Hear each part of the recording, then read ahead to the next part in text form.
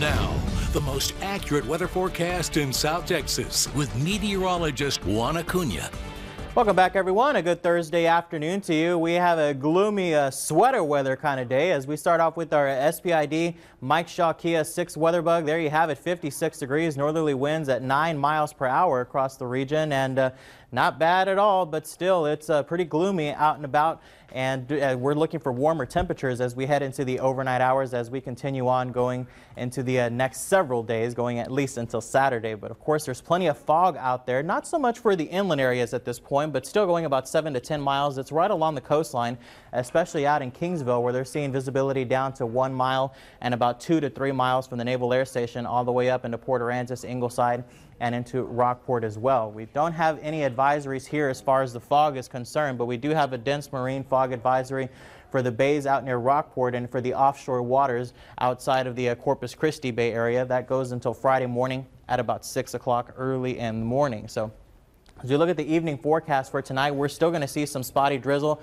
and that fog sticking around for much of the forecast. And notice that temperatures, instead of cooling off, we're looking for them to warm up slightly, get milder as we head into the overnight hours, with middle to upper 50s and northeasterly winds eventually turning to the east-northeast below 10 miles per hour. But the satellite and radar composite shows that we are blanketed. We have a canopy of cloud coverage over South Texas, and the frontal boundary that brought all this cool weather is just sitting right offshore. And eventually, as we head to tonight and going into tomorrow as well, this stationary frontal boundary is going to retreat back to the west, move to the north as a warm front. So that's why our temperatures are going to start to warm back up. But no matter where you went across the Lone Star State this afternoon and for much of the day, it's been mostly cloudy. And if you're headed off and east to the eastern half of the state, around Houston, up around Dallas, Tyler, even over to Nacogdoches, we're seeing some light shower activity there.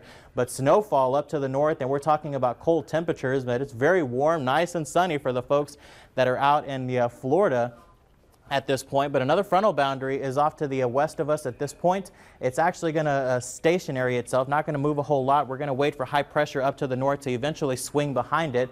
That next frontal boundary will move into the region late Saturday and going into early Sunday. But look at temperatures, they're into the teens, 20s up to the north across the Lone Star State. Today we're talking about the 40s, 50s, and even some 60s and 70s out in the Rio Grande Valley. But a big trough of low pressure.